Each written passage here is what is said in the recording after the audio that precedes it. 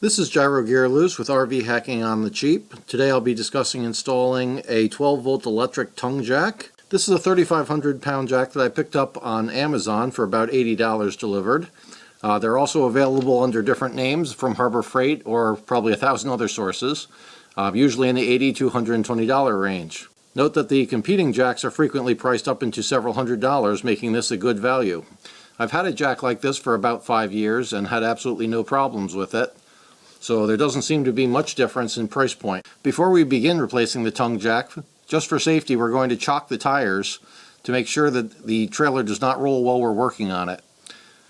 Quite often, the friction of the tongue jack is what is preventing the tires from rolling otherwise. Even on a small grade, a multi-ton trailer does want to roll. One thing to keep in mind just in case you do get into trouble and the trailer begins to roll, remember that there's an electric breakaway brake.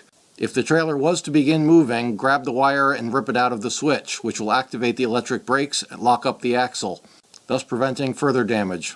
Here's my existing tongue jack. As you can see, it's pretty badly beaten up. While I'm replacing it, I might as well upgrade to an electric jack. Twice now I've decided that the hand crank wouldn't be that much of an ordeal, and then I run into a week like this one where I end up cranking it up and down several dozen times while I'm repositioning it and decide that I'm never going to do this manually again and go get an electric jack. Before you begin installing the tongue jack, set it up against the existing jack and make sure that your trailer is raised high enough that you will be able to install the jack.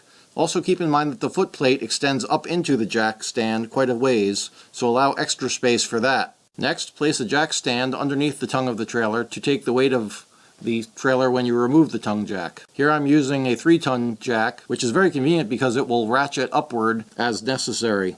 So all I have to do is jack up the trailer and manually pull the tongue up and it will set to whatever height it's able to achieve. If you're not using a multi-ton axle jack like this one, and instead using cement blocks or wood, be very careful as these may crumble or roll. It is recommended that you use a proper support. Use the existing tongue jack to lift the trailer substantially.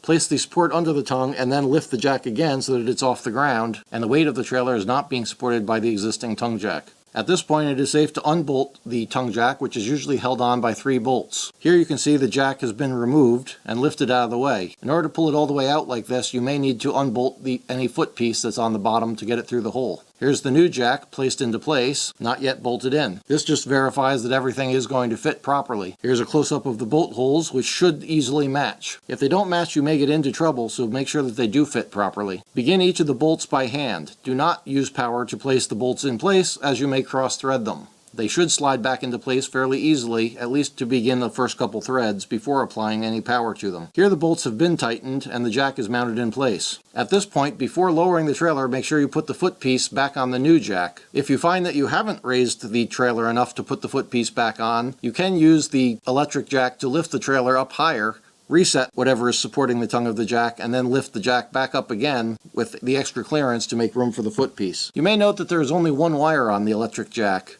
This tends to confuse a lot of people, as most people understand that it takes 2 contacts to run something electric. In this case, the ground, negative terminal, is actually being provided straight through the chassis of the jack itself. When you bolted it into the tongue of the trailer, it's already picking up the negative from there. Thus, the wire that comes off the jack is in fact just the positive wire. Because it's the positive wire, here I'm going to connect it to my positive terminal in the battery. And here it is, safely connected onto one of the poles of the battery. The jack is now active. Some people prefer to run power to the jack through the distribution box inside the trailer, often for power management and other monitoring functions. However, it's really not necessary. Other people prefer to have a quick disconnect or a cutoff switch just to make sure that it's unpowered. I note here that this jack has LED lights on either side of the jack. Some people have complained that they're not bright enough to see by. I actually think they are not meant to be necessarily used for hooking up the trailer, in which case you'd probably want a much brighter light. I believe these lights are meant to only be a marker light, so that when a tow vehicle is disconnected from the trailer, you can leave these on and mark where the tongue of the trailer is, just to prevent people from accidentally walking into the tongue of the trailer and barking their shins, or having other vehicles drive into the black tongue of the trailer. These lights are activated by a toggle switch on the back of the jack. Some people are concerned using an electric jack that they may get stranded if their battery was dead, or if the jack simply malfunctioned. Note here, on top of the jack, there's a little cap piece that if you pop it off, you can apply a wrench to the top. The wrench is included with the jack. Simply turn it clockwise or counterclockwise to manually crank the jack up and down with absolutely no power. Thank you for watching. This has been GyroGearloose with RV Hacking on the Cheap. I hope you've enjoyed this video, and please remember to subscribe.